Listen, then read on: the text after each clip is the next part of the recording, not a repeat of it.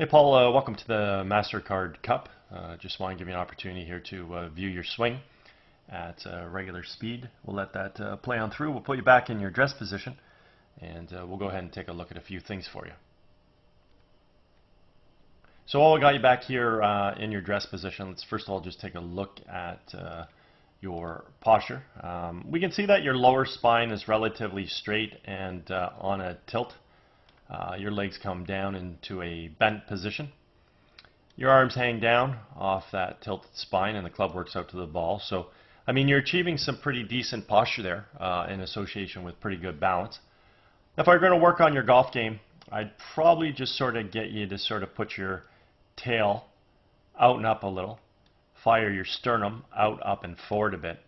And what that's going to do, it's just going to straighten your spine a little bit, especially in the upper half, and also get you a little taller.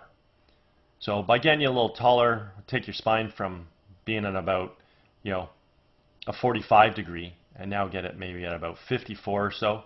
And by getting your tail out and up, it's going to take your legs from being in a bent position and just allow them to unlock. From there, your arms can then hang down and then the golf club can work out to the golf ball.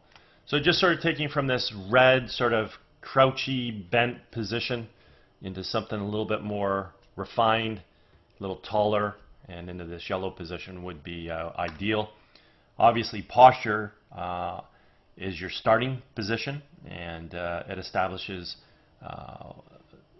the geometry of what your golf swing is going to function or work about. Okay? Right from the get-go at address.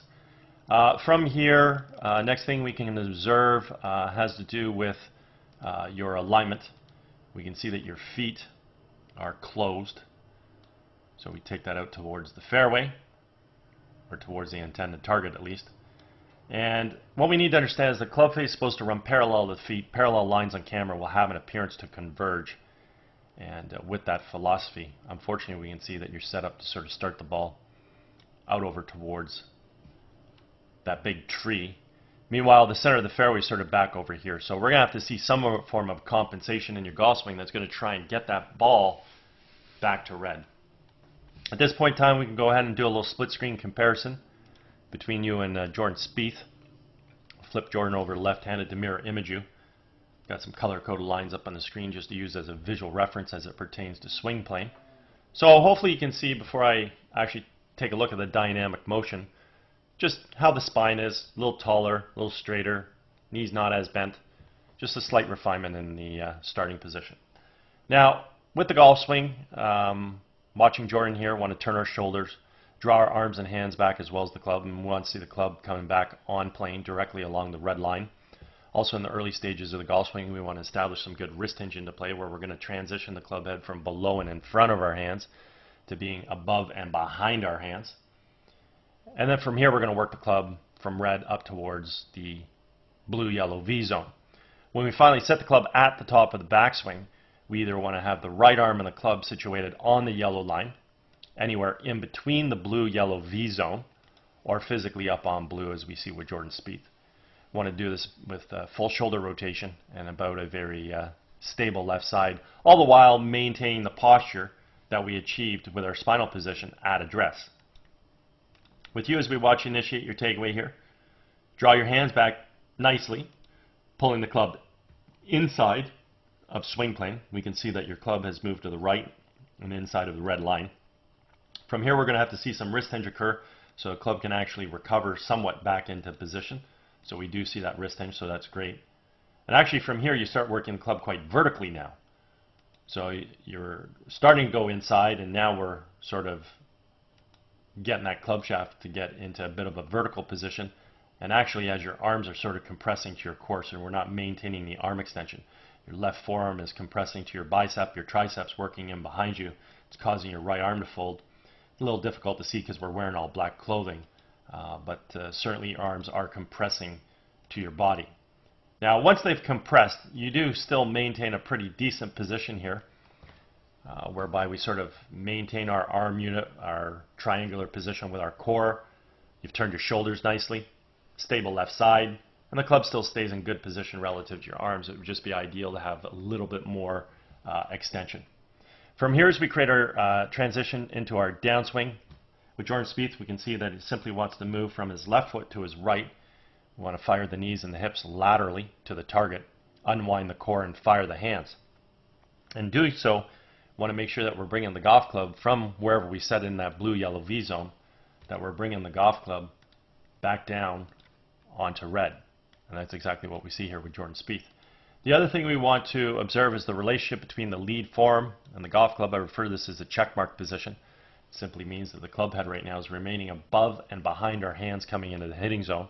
And this is what's going to allow us to create a lot of power in our golf swing, let alone also his ability to hit the ball straight, due to the fact that the club has returned to plane, as I already mentioned, which is a main criteria in producing straight golf shots.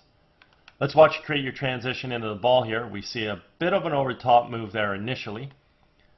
Drop in the hands and arms with the club, so everything's looking pretty decent. But because of that slight over-the-top move, what we're going to see here is between your lead form and your golf club, you've got your backwards check mark. The only issue is that the club head is not returning back to plane. So that club shaft's coming into the ball a little steep. You can see with your club shaft here, the club shaft's coming in at about, let's say, 62 degrees, where Jordan Spieth's golf club is at maybe 31 or 32. Okay, so very different angles coming into the ball, and again, his club's returned to plane, yours has not. So as we continue to track your club head coming in, we're simply going to watch the club head fall out in front of you, as we do there, and then we get to the ball. So we just sort of connect the dots. We can get a pretty good visual as to exactly what that descending plane was, the slight over the top move, how it causes the club to come in a little steep, and therefore the club does not return back to plane until you actually just get before hitting the ball. Whereas Jordan Spieth, his golf club returns back to plane here, and the club attacks the ball directly from this red line, from on plane.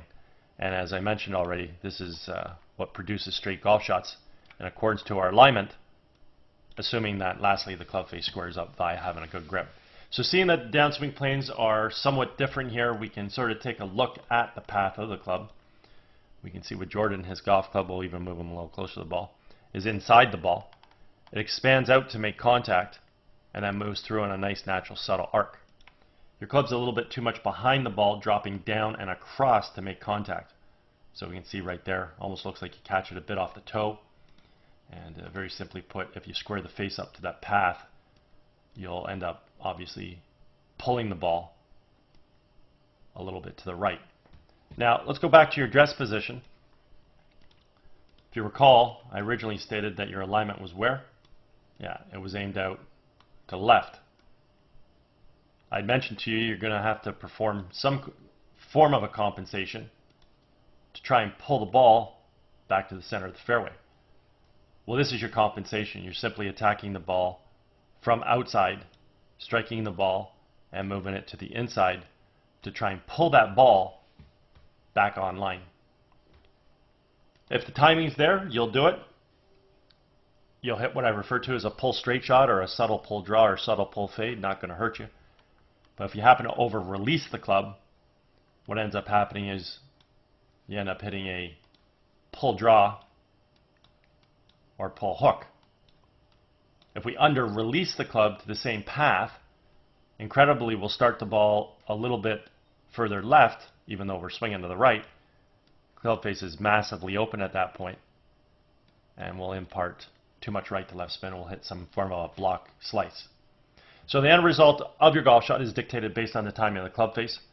Because we're swinging the club from out to in, if we happen to over-release the club, it'll follow red. Under-release the club, it'll follow yellow. And if we time it properly, again, it'll follow the blue flag and just sort of stay there, either with a pull straight shot or a subtle pull fade or a subtle pull draw. Want to look at your footwork at impact here. So as we come into the ball, let's just check out and see what your left foot's doing. You can see that it's still flat on the ground, so there's no footwork where we're transferring our weight to our right side. There's no lateral motion with the knees and the hips like we see with Jordan. And we can see through impact his left heel's off the ground. And watch the continued activity of that left foot where he gets up fully off that left heel, up on the toe of his left foot. We can count all the spikes in his shoe. This allows his weight to get to his right side and also allows his hips to square up, shoulders to fully rotate, hands are high with the club back and behind us. We can see with you through your golf shot that you actually end up taking a step with your right foot and nothing ever ends up happening with your left foot. So something you definitely want to do in your golf swing is learn how to create proper footwork from the top of your backswing. Simply swing through, get up off your left heel, up onto the left toes, stand with your weight on your right side. Do not take a step or let that right foot spin. That right foot stays exactly where it is. Okay? So definitely want to learn how to create proper footwork in the golf swing just to allow yourself to get through to a better finish. Overall, some nice athletic qualities here. I mean, your hands work well. They come back, they fire through. Your core works well. You coil, you uncoil. We'd like to see you create, obviously, better footwork to allow you to get through to a better finish. And unfortunately, we're aiming out to the left. Subconscious brain at that time says, hey, I got to come over the top, need to pull the ball back on line, swinging the club from out to in. In this particular shot, looks like you hit the ball a bit off the toe. The ball is starting in the direction of somewhat of where you're aimed, and looks like it's going to continue to go left on you because obviously club face was open.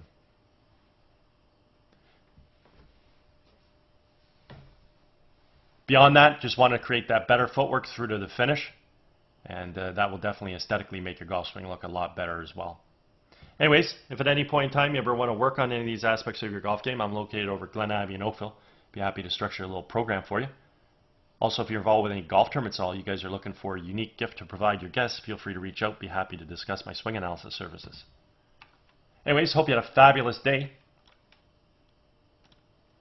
Again, hope you had a fabulous day, and hope you enjoyed getting an opportunity to see your swing on video.